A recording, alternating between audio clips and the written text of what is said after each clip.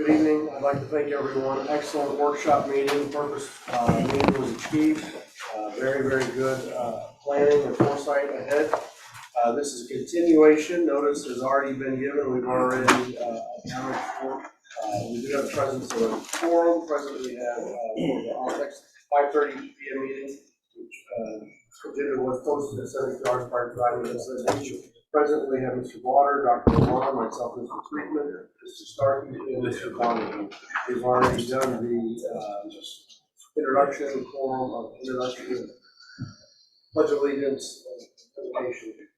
That takes us to item 2, audience for public comments and staff. Does anyone have anything they'd like to add or discuss, talk about ongoing? Anyone? I'd like to add that I feel all of a sudden very underdressed. On that note. Okay, let's move to item 3. Consider and discuss for possible approval the minutes of the regular meeting for February 8th, 2023. Motion made by Mr. Donahue, second by Mr. Starkey. All those in favor? Aye. There are any opposed? No. Motion is carried. Takes to item 4, presentation by Mr. Jonathan Hall, with Carr, Riggs, and Ingram CPAs and advisors on the financial audit for Blue Water Water District's financial statements for fiscal year ended September 30th, 2022.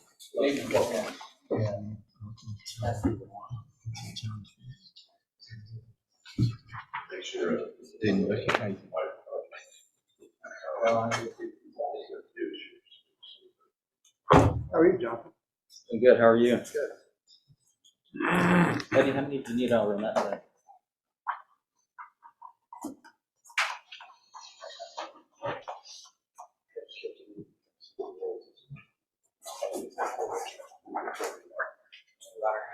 Good to see you.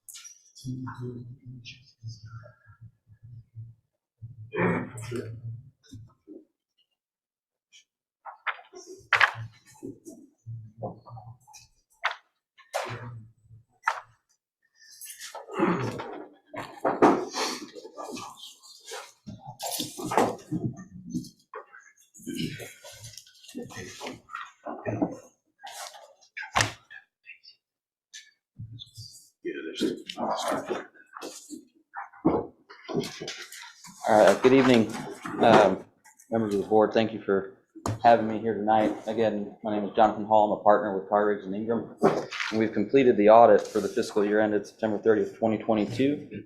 And so I do apologize that the report is just being passed out at this moment. Normally we'd give you at least a draft in your packet. There was when I get to that point, I'll point out, there was an adjustment that kind of delayed some items. So to start off with, there's 2 documents you would have received. One is the bound copy of the report with the colorful cover. And we'll jump into that document first, which is your annual comprehensive financial report.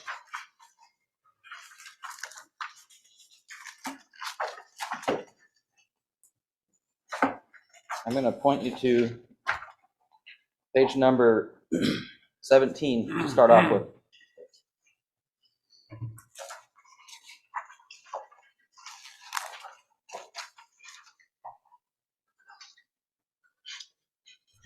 And page 17, that's the independent auditor's report. So everything that's in this. Okay.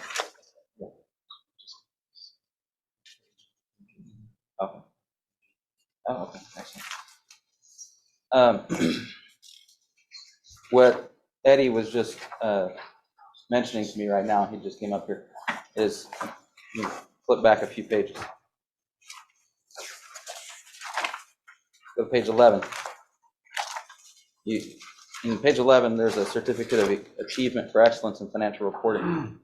That's because you submit this report to the GFOA every year.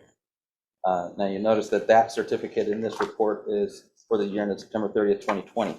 So they had submitted the prior year's report to GFOA. The GFOA is behind on their reviews, and they just now, today, submitted their final review of prior year's report, and they did receive the certificate for September 30th, 2021. So just to let you know that, and we'll replace that page with the certificate in the final copies after today. Sorry about that. Going back to page 17, independent auditor's report. This report is our work product. Everything else in the content of the bound copy is the product of management. Management's responsible for the financial statements, for the internal control over the financial statements, for prevention and detection of fraud, and those matters. So at the top of page 17, we start off in the opinion section. It says, we have audited the accompanying financial statements of the governmental activities and each major fund of Laguna Madre Water District as of and for the year ended September 30th, 2022, and the related notes of the financial statements, which collectively comprise the Laguna Madre Water District's basic financial statements as listed in the table of contents. In our opinion, the financial statements referred to above present fairly, in all material respects, the respective financial position of the governmental activities in each major fund of Laguna Madre Water District as of September 30th, 2022, and the respective changes in financial position for the year then ended in accordance with GAAP. And so that's what we call an unmodified or a clean opinion, which is the opinion you want, and it's just a statement that the content of the financial statements are, we give a high level of assurance that it's reliable information for you to read and use and to submit to any of the recipients that would normally receive it. The rest of this independent auditor's report goes on for several pages. Next paragraph talks about the basis for the opinion. How do we render that opinion? We have to adhere to our professional standards, ethical principles, independence, and objectivity, and we collect evidence throughout the course of an audit, and that evidence is the basis for the opinion. Now I mentioned, regarding, that this report just is now being presented to you. So in the bottom of the report here, there's an emphasis of matter regarding an adjustment that was made for water rights. And so, if you can imagine, what happened is there was a acquisition of water rights during the fiscal year for more than 500,000. So we were looking into it and realized that water rights hadn't been capitalized previously on the books. It's a non-depreciable asset that should be carried as part of the capital assets of the district. So Eddie and his team did a lot of legwork to kind of work through an analysis of all the water rights of the district. So prior period adjustment was recorded in this paragraph on the bottom, disclosing that adjustment had to be made. So that was a $3.9 million prior period adjustment to record the water rights. So it doesn't change your general fund balance or any of the other funds of the district. It's a government, what we call a government-wide entry, which means that's where all the fixed assets, the long-term debt are reflected in your financial statements. Your general fund, capital projects fund, you don't actually record the balances of long-term assets or debt. So it's only reflected in the government-wide financial statements. So that's what that's referring to on the bottom of that report. Going on to the next pages, right? It's a lot of words. I'm not going to read through all of that, but it talks about the responsibilities of management for the financial statements, which I already kind of mentioned. Responsibilities of the auditor for the financial statements, which is, we're going to audit them and we're going to collect evidence. We're going to exercise professional judgment. We're going to assess risk and what are the areas where you might be prone to error. We're going to assess your internal control over financial reporting. And then there's some other supplementary information in your report, some required supplementary information, your budget schedules, your management's discussion and analysis, those types of matters. And then you also have some supplementary information this year that's new. And the bottom paragraph on page 19 talks about, in the second sentence,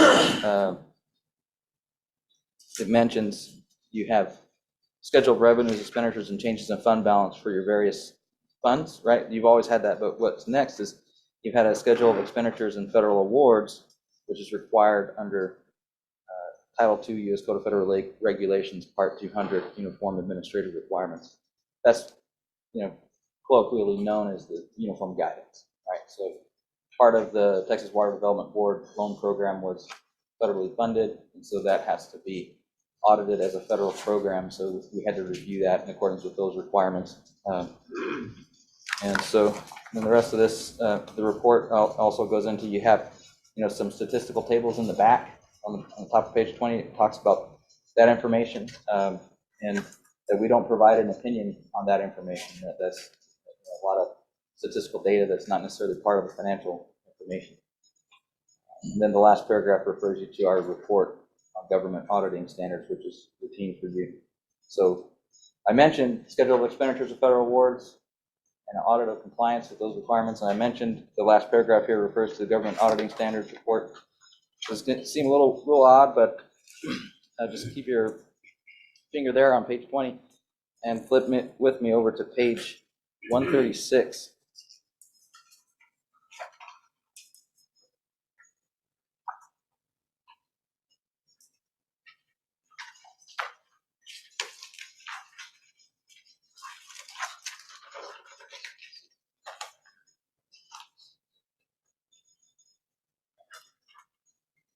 Page 136 is the schedule of findings and question costs.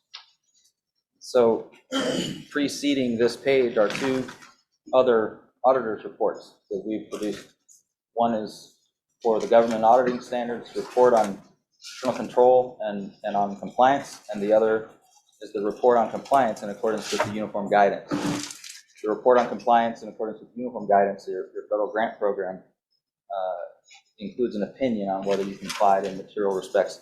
So I point you to this page because it's a good one-page summary of the auditor's results for everything. All right, so on the very top, you have financial statements. We have unmodified opinion, and we don't have any material weaknesses or significant deficiencies identified. And there's no non-compliance material to the financial statements noted. And then middle of the page, federal award section. There's no material weaknesses identified or significant deficiencies identified. And we issued also an unmodified report on compliance with the federal program, which is listed on the bottom. There's what's called an assistance listing number. The federal government issues those. This one was 66.458, the Clean Water State Revolving Fund. And we didn't have any exceptions in compliance regarding that program. So we issued an unmodified opinion, which means you comply to material respects. So that's a kind of a fast overview of the audit results. And I'm going to give you kind of a 5-minute overview of the financial information that's contained in the report real quick. If you turn back with me back to the beginning, there's a section called Management Discussion and Analysis, which starts on page 22.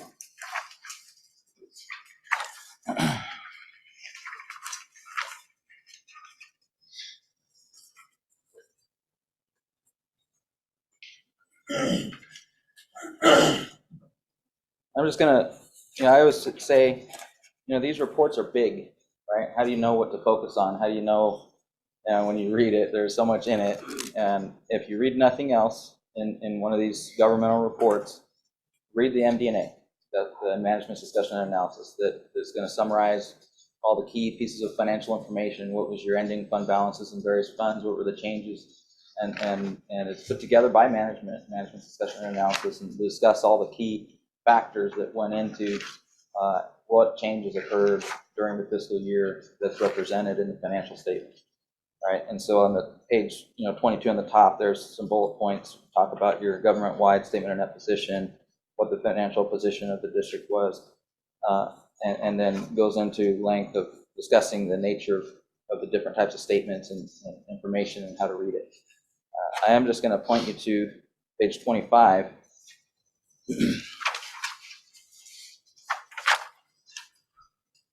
Which shows a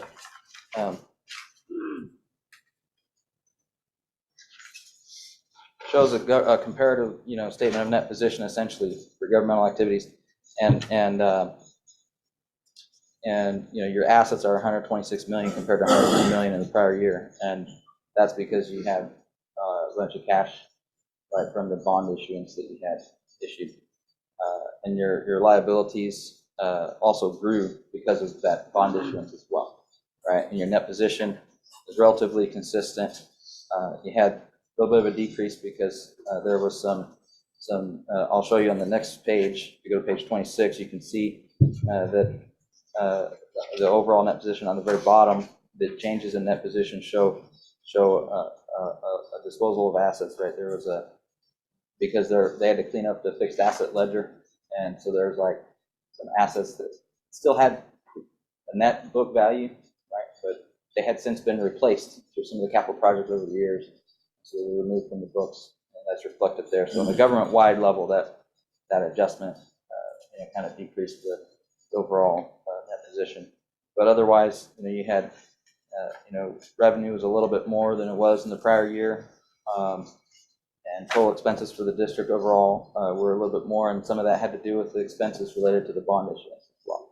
So sure. Yeah.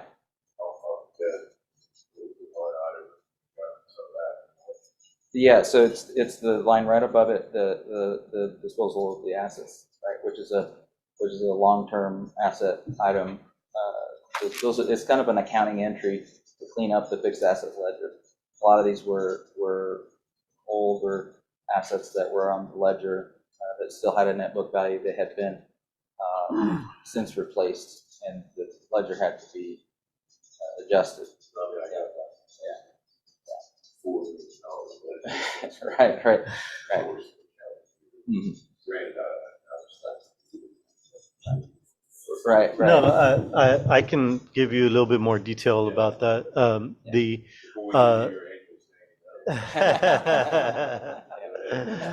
So in looking at the fixed assets, I found a lot of water meters that had been added to the fixed assets in the 70s, 80s, 90s, and they were still on there. So first of all, they're not big dollar amounts, so they don't meet the requirement of being put on there for because they're less than $5,000 of value. That's the threshold right now for that.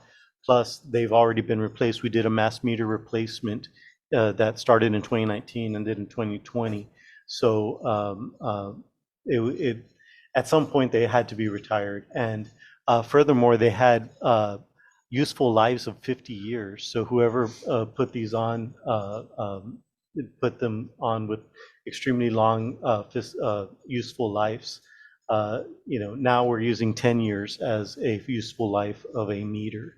So that's why there was a lot of value that had not been depreciated on there, and that's what caused the $4.2 million entry.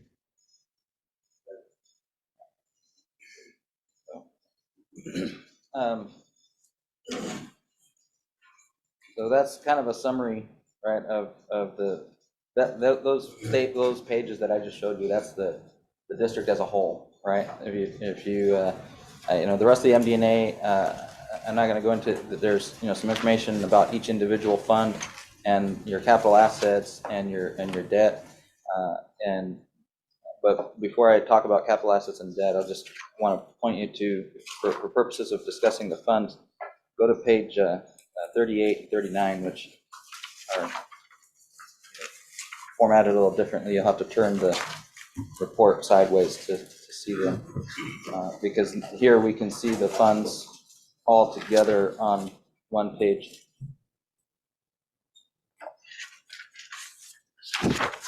And so you can see that your total, there's a total column there. You have on top of page 38, about the middle way down, has $40,957,000 as total assets for your funds. The bulk of that is the assets that are sitting in the capital projects fund, about $28 million, which, that's because you issued that bond during the year, and at September 30th, 2022, the majority of those funds were still sitting in the capital projects account. And then you have, the next biggest is the $7.6 million of assets in the general fund, which is where you operate every day, right, for all of your operating expenses. So I'm going to focus primarily on the general fund column from here on out. But you look at the total liabilities on the bottom of page 38 on your general fund, you only have a $939,000 liabilities compared to the $7.6 million in assets, right? So that's a good mix to have there, right? To have significantly more assets than your liabilities. On the very bottom, you see that fund balance of the general fund is $6,708,000, and $5,551,000 is unassigned, and so that means that's the portion of the fund balance that's more or less free to use. And so if you flip over to the next page with me, you can see on page 40 the total annual expenditures by the middle of the way middle of the way down the page, $10,780,000 for the general fund. So when you look at it, and that includes your capital outlay, which could be one-off type of expenditures, you have a fund balance that exceeds 50% of your annual expenditures in your general fund. So the fund balance is relatively healthy in the general fund, I would say. Then this page 40 and 41 shows the changes in your fund balance for the general fund and all of your funds. And so you can see, moving down the page, you can see that the change in fund balance, if you look in the total column, about 2/3 of the way down on page 41, 19,167,000 positive change in fund balance, right? The bulk of that was the change in the capital projects fund, because again, you don't record the long-term debt or the assets. You just record that you received the money at the fund level. And so you have that money sitting in the fund balance. It's all restricted, right, for purposes of those projects. In the general fund, you had a little bit of a decrease in fund balance, and that really was because there was a transfer out related to go into the capital projects fund to kind of supplement the funding that was going in there for purposes of those projects. So, yeah, and in terms of capital assets, there's. But, Yes, sir. I mean, we spent $1.6 million, right? We didn't just move it between accounts. That money, we didn't spend it this year, but we've allocated it. Correct. Yes, sir. Yeah. So if you look at if you go a little further up on page 41 in the general fund column, you'll see that the excess of revenues over expenditures was $1,447,000 positive, right? And so that means your revenues exceeded your expenditures. Then you transferred funds. You didn't expend it. You transferred it to a different fund, right? So just in terms of the allocation of those dollars, it came out of the general fund and went into the capital projects fund. So, yeah. But so you have significant capital projects going on, right? Because of the bond issue and all that, right? And so I won't go into the rest of all the details. I think you're all aware of what those projects are and all that. But those were kind of the biggies during this fiscal year. Was you had the 2 bond issuances. You did a refunding of some prior issuances, and you issued new debt to fund these projects. And so if you were to look in the footnotes, which there's a lot of footnotes talking about your all the different accounts and balances there. That's a lot of reading there. But if you were to read the capital assets note, you have a large balance of construction in progress, which is primarily related to those projects that are being funded. So those are still ongoing. That's a kind of a fast overview of everything. I don't know if anyone has any other questions. Yeah, the excess of revenues over expenditures, all of that was allocated for capital expenses, right? That one on page 41. Well, We took 1.447 plus whatever else and transferred it all out. well, there was multiple transfers out of the general fund. So the unique one was the transfer to the capital project. So if you go to the capital projects column, you'll see a transfer in of $1,926,045, which that came from the general fund, right? So there was a specific amount transferred. It wasn't necessarily whatever the excess revenue over expenditures was. It was just however the funding for those projects and those budgets were developed, that was the number that was determined. Our cash balance in our general plus emergency fund is lower now than it was at the start, right? The cash balance? Yeah, our cash on. General fund plus emergency fund. Because our cash end of year 6.7 million Mm-hmm. at the bottom of 41. Right. That's our cash in the general fund plus our cash in the emergency funds. Yeah, so the answer to that Cash is on. yes. The cash is a little less between those two funds in total, but the emergency fund, if you look at the bottom of page 41, is relatively the same. There's only a slight change in that fund. So the emergency fund, you're still over $2 million in that fund. That hasn't really changed. But yes, in terms of the cash in the general fund, it would be less because it's reflected in a change in the fund balance. When was the last time our cash in the general fund, if you don't know this, that's fine, increased for you? This year it went down. Yeah, we're sitting on, at the end of the year with 1 point, we'll just call it 1.5 less, it's actually 1.6, less cash on hand. You remember last time we grew our cash? It's more fun to grow your cash than to lower your cash. On page 27, it gives you the year-to-year fund balance for the past, 12 years on there. So last year, it increased.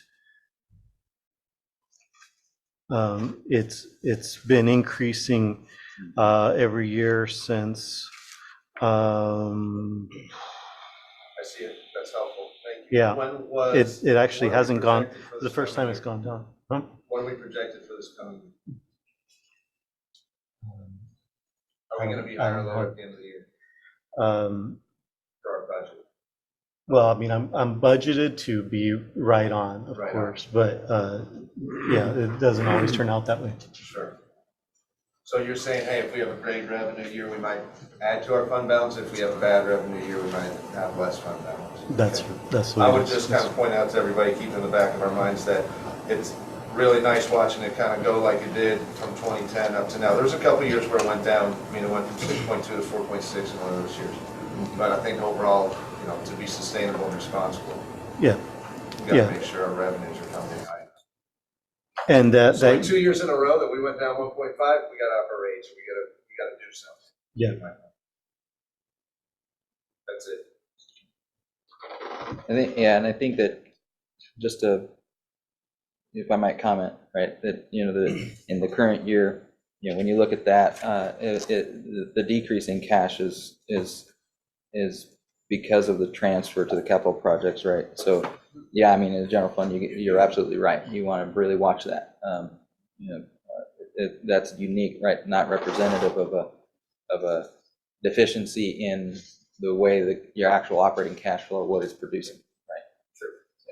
Although we have a lot of really large capital projects on the burner, and so we can't always rely on like, hey, we'll just transfer a little bit out, you know, 'cause I don't want to.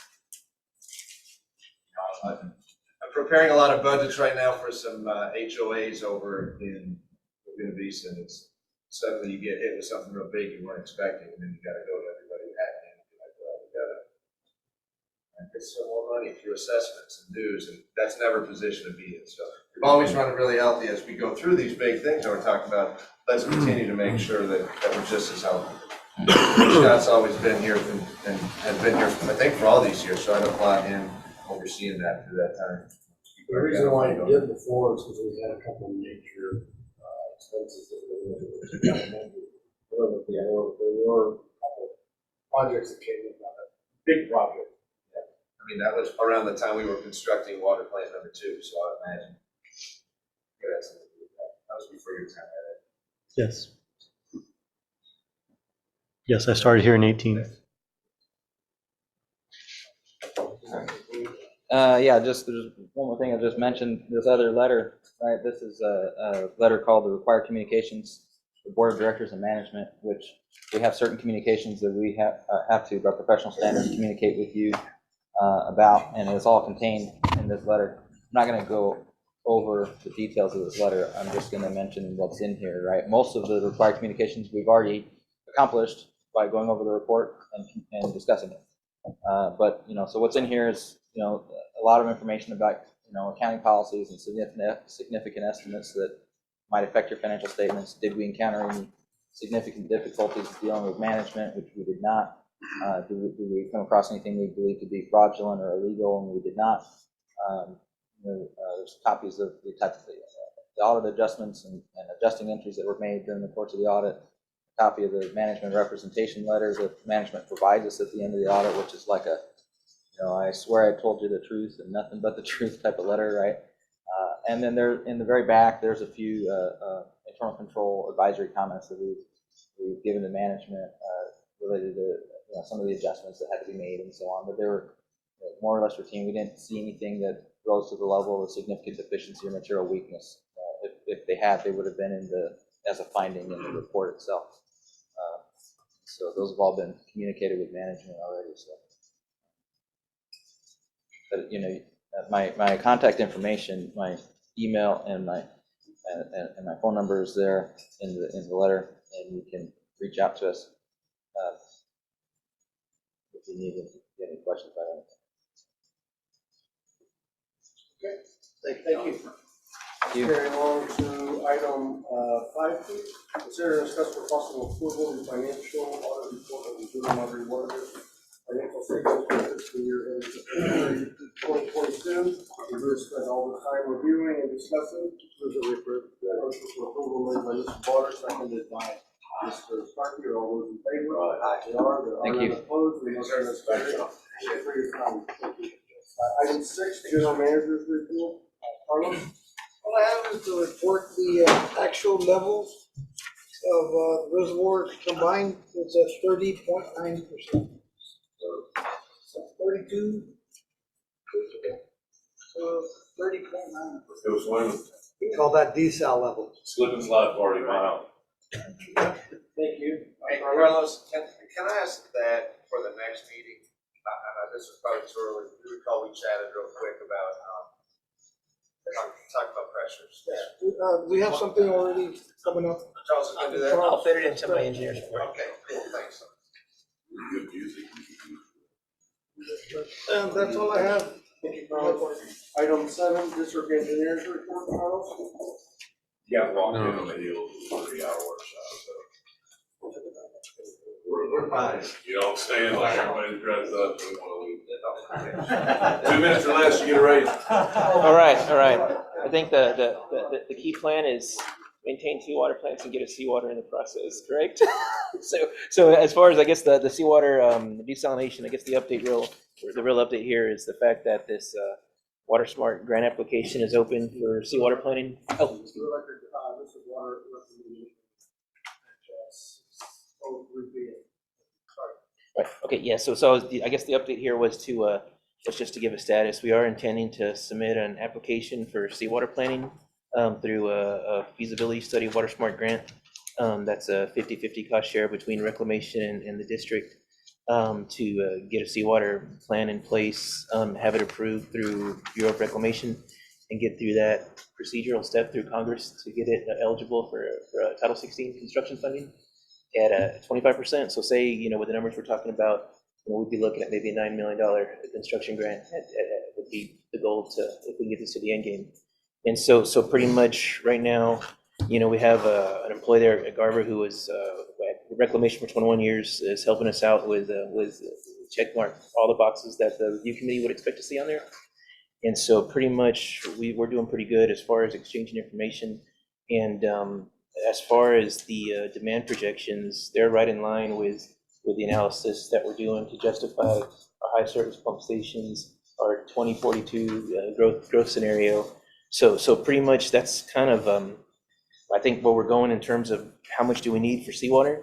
And in the state water plan, it's shown as 1 MGD. That may be more in line with that 2010. The Proposition 2 was proposed at 1 MGD, but we know with our growth, we're going to need more than that from a seawater standpoint. And so I think those details would get defined here in the feasibility study aspect of it. And I think it's very feasible to be looking at how we're going to modify this water plant 1 to make it a seawater process. And the reservoir itself, that could be a good point to start looking at blending and making it a feasible project.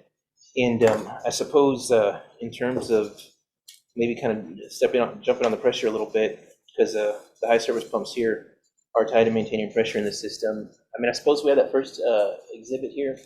The way we determine pressures, we actually in July of 2022 we set tell-log meters and we monitored pressure in real time for a full month.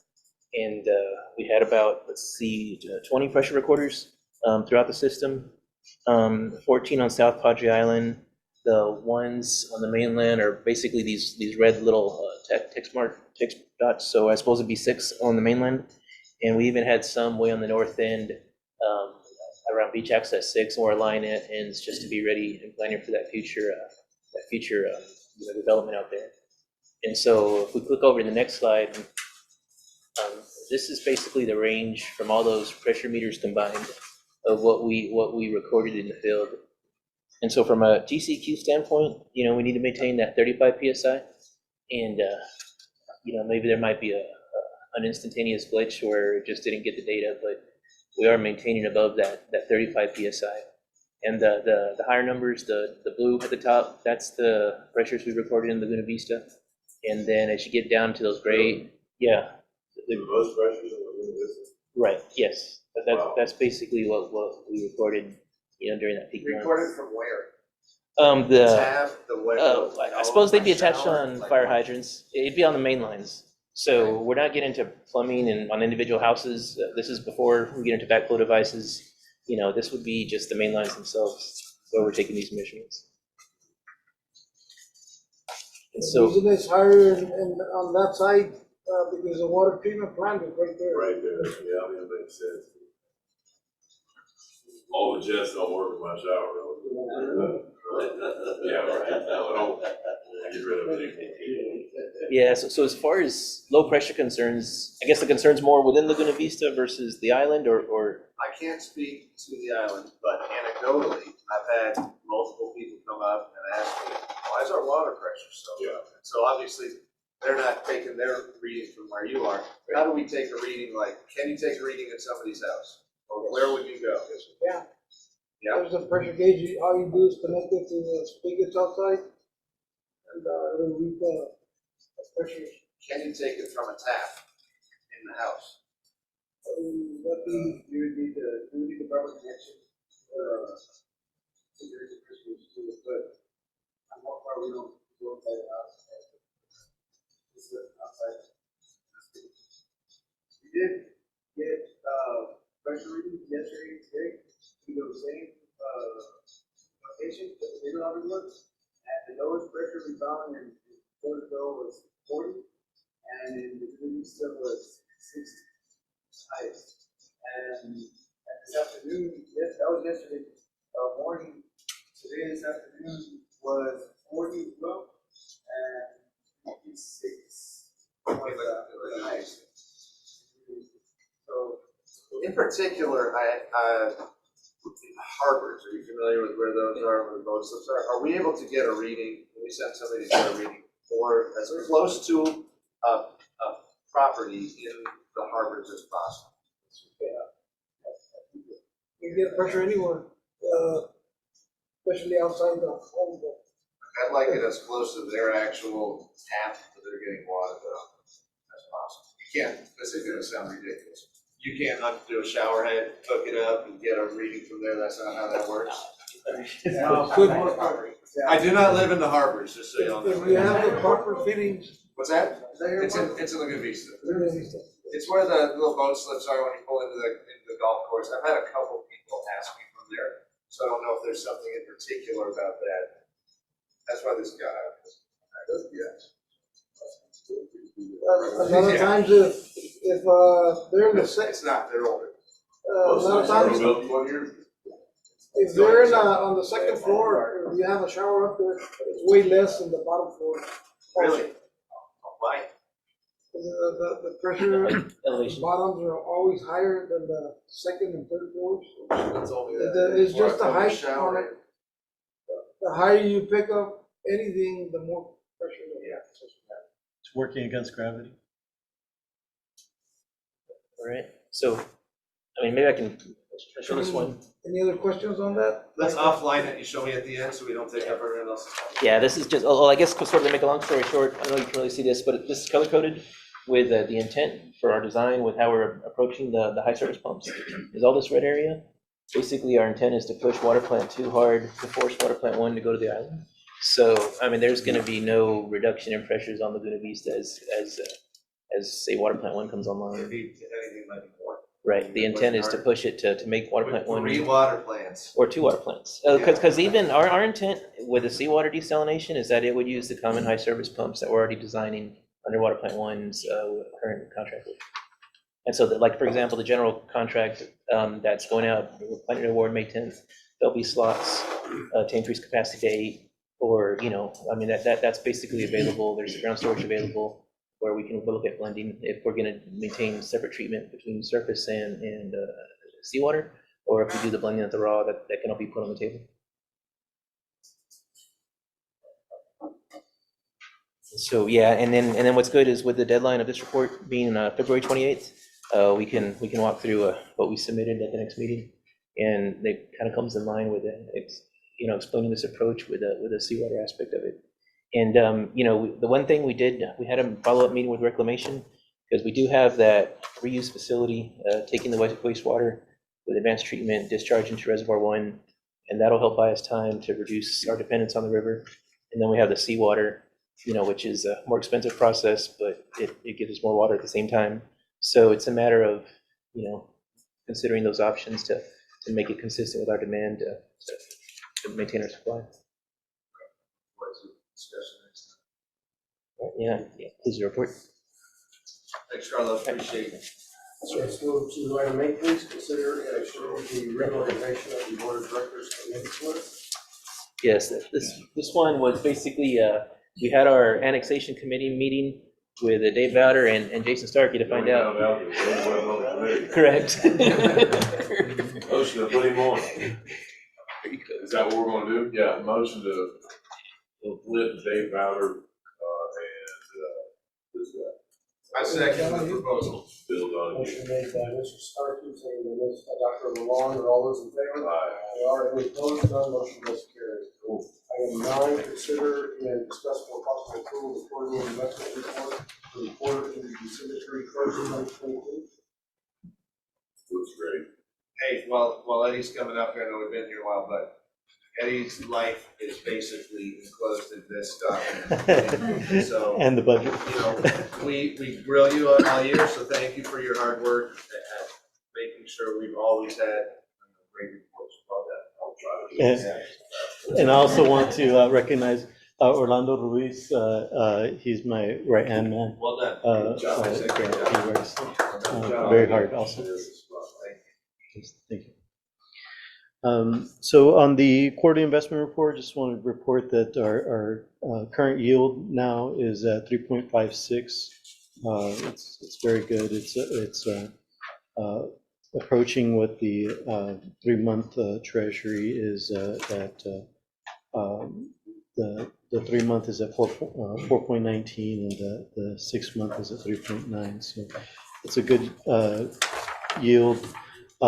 If you flip to page 3 of the report, you can see the detail of all the investments that we have, and we've been working to move money from IBC, or current depository bank, into money market accounts at other banks that are offering better interest rates, and that's been helping us maximize the money that we have on hand. Of course, this year inflation is running 6.5%, so we're losing 3 right now compared to 2 years ago when we were losing 0.5%.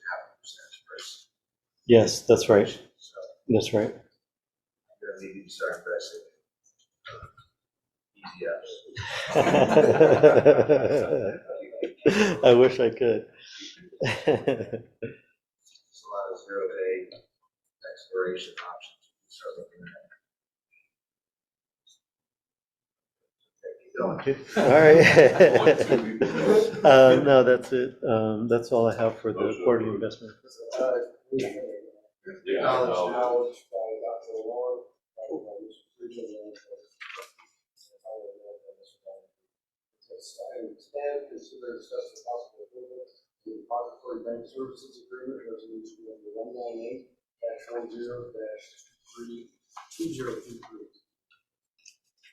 198-10-2023.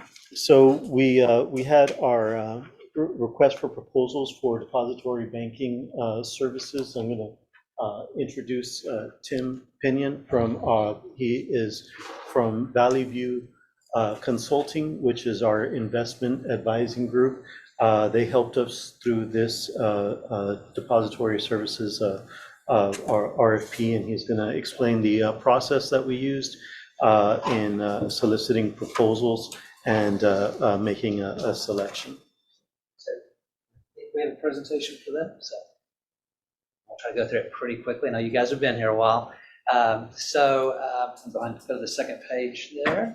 So of course, the purpose is every 5 years, typically the district will go out to solicit the bank depository contract. This is really, it's a good practice because it does keep the banks on their toes, makes them be competitive, give you their best offer.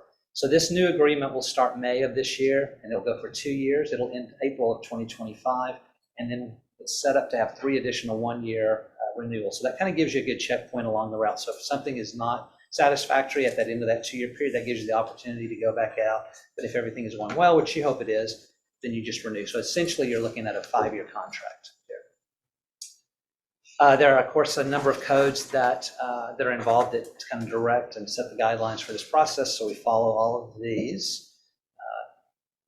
Go on to the next screen as well. So as far as the project itself, one of the things we look at is what's the historical bank usage. So we're setting up a fee schedule, looking at what bank services is the district currently using, what are the volumes. We create a fee schedule using that. We also go over the current bank services and just check with Eddie and the staff, we'll kind of advise them of other services that banks are offering, or any of these available to add some efficiency. So we review that with the staff. And then the next thing is to develop a list of the eligible financial institutions within the area. And so there were 6 of those. That's on the next page. So these are the 6 banks that are in the area and were eligible to respond. Go on to the next page too. So you've got the 6 banks, but then the next really important step is to make sure you're talking to the right person, because sometimes those RFPs will go to a bank and it doesn't go to the right person's desk, and then they miss the window to respond. And then we draft the RFP for the district.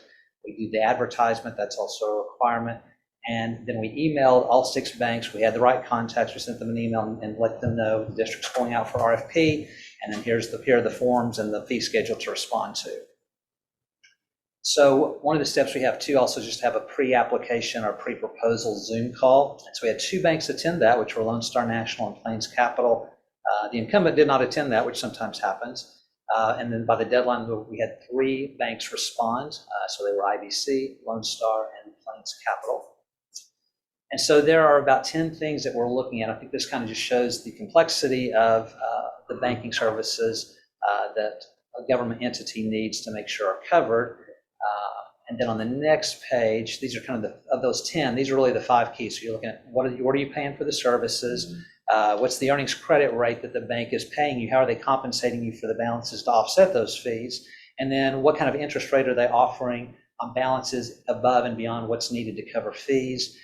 Are there contract incentives? Sometimes there are waivers, sometimes there are cash payments. And then also, it's not just a low-cost provider wins. You want to make sure that they've got the banking capabilities that you're looking for and will serve the district well. So that top line, so we took that fee schedule, the banks responded to that, filled out what their fees would be for all of the services the district is using, and we just kind of multiplied that out for a 1-month period. So as you can see, they're all really fairly close to each other.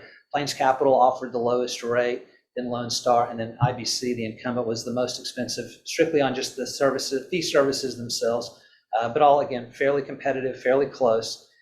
And the next really key component is what kind of investment rate are they offering? And so there are 3 different types that were offered here. A NOW account, interest-bearing account, basically the same thing. And then Plains Capital offered an ICS. It's an insured cash sweep account. And so it's kind of like if you're familiar with the Cedars program, where they spread the deposits among banks to kind of get the $250,000 coverage.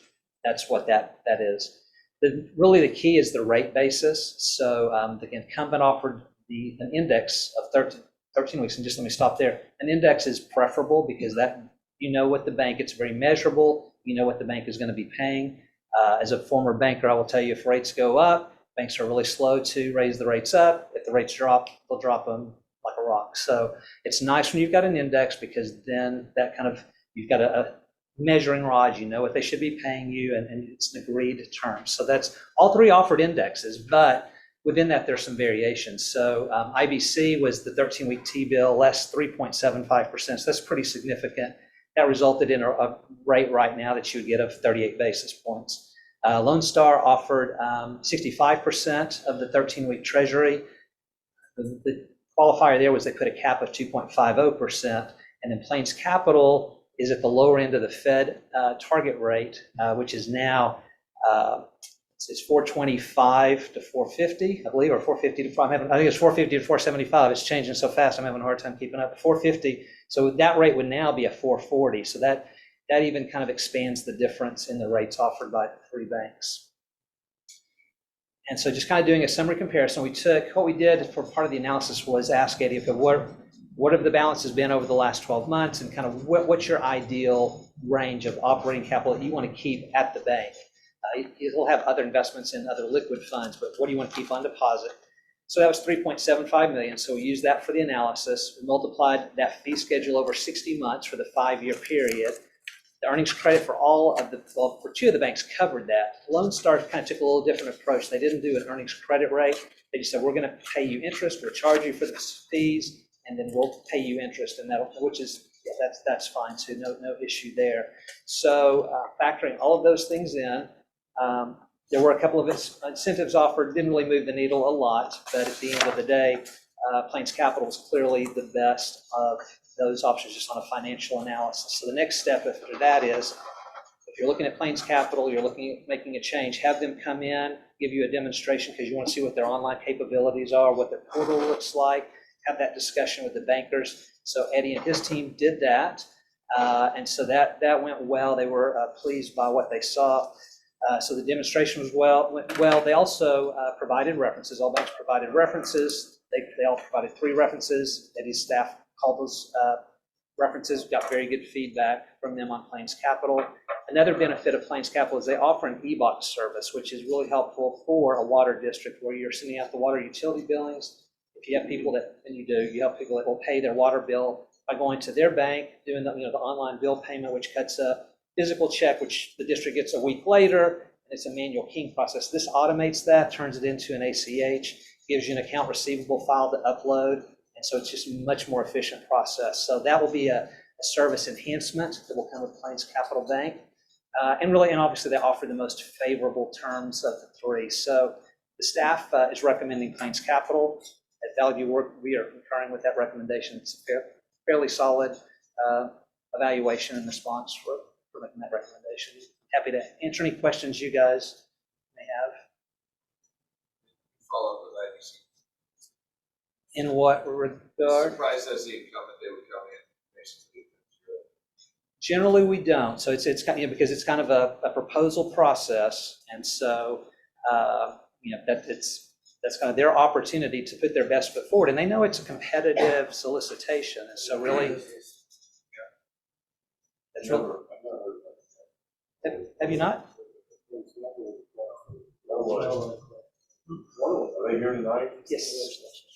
Anybody else? Yes, they sent some representatives back here in the Is it back. only you that's speaking tonight, or they? No, they are here. So, Did somebody want to speak? no, it's really up to you guys. So, Well, obviously. right. But the other two questions. Yeah. So no, y'all are welcome to bring them up, and so I'm happy to answer questions if you have any for me. But yeah, Would anybody like to speak on the Oh, well, these guys are pretty good too. She starts as you, it looks like you're a hit. Okay. How you doing?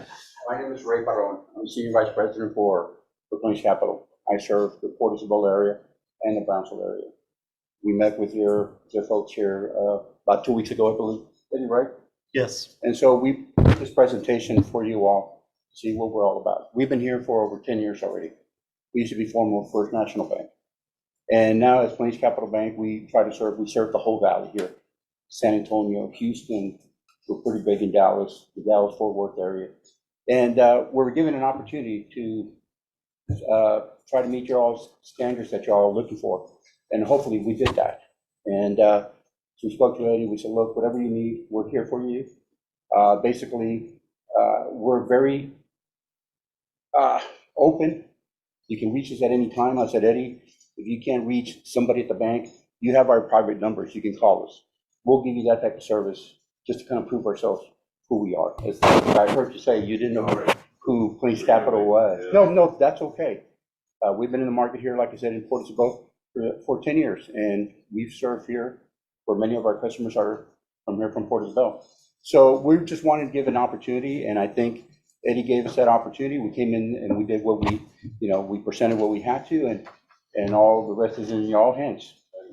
Okay, thank you. And I just want to introduce my staff. That's Alex. Scott Alex, I'm the Business Development Officer for Cameron County. Arm. I'm Mendoza, the branch manager here.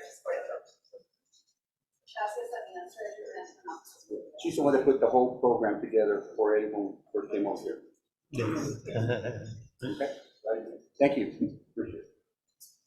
I'll follow these guys. I mean, it's okay. I mean, we've lost before, rarely, but we do. And for Lone Star National Bank, we just, when we do these kind of deals and we put things together, we try to, just like you guys do, try to figure out what works for everybody. How can everybody come out ahead and make things right for everybody?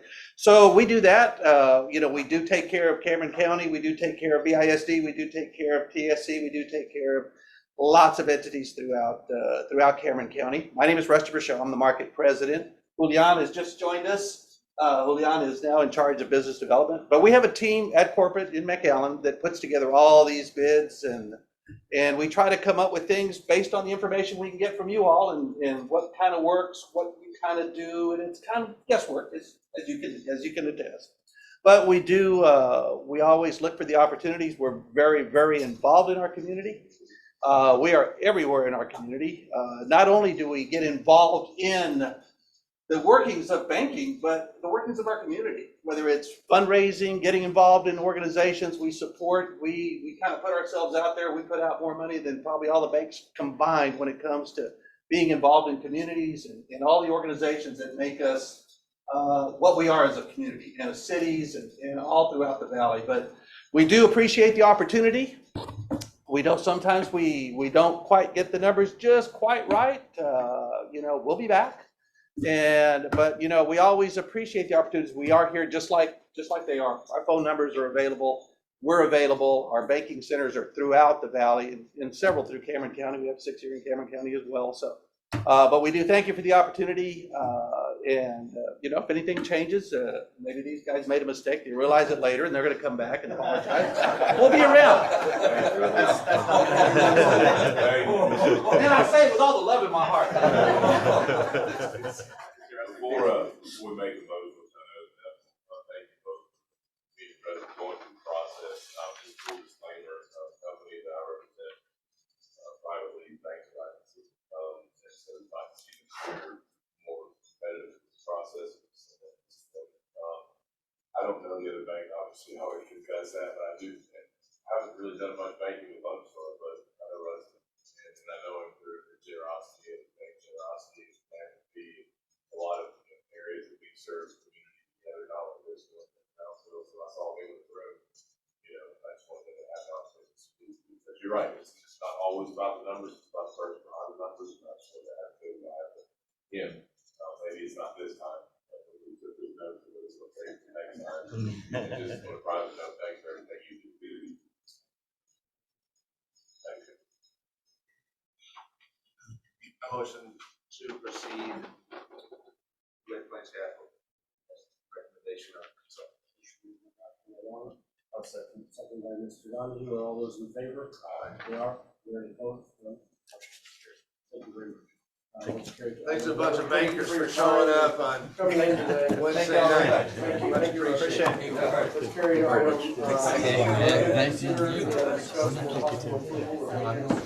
Prepared by TNT, Yeah, Chairman, members of the board, we have, you need to repair one of the manhole exits for the main manhole on Laguna Vista.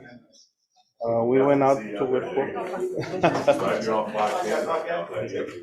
No, this one is on Palm Boulevard and Taylor. So we went out for quotes. 3 companies went to take a look on the job site. And Janty paving was the best option, so we're recommending the board to approve the repair of the 8-inch sewer line to Janty paving for $19,950. Motion made by Mr. Starkey. It's a second by Mr. Donahue. Are all those in favor? Aye. They are. Any opposed? None. Motion does carry. That takes us to item 12, consider and review expenditures from February 1st, 2023 through February 14th, 2023. Questions, comments, review anyone, discuss any in particular, otherwise please acknowledge. Acknowledged by Dr. Warren, acknowledged by Mr. Friedman, acknowledged by Mr. Starkey, and acknowledged by Mr. Dodd. That concludes the end of this meeting at 6:30 p.m.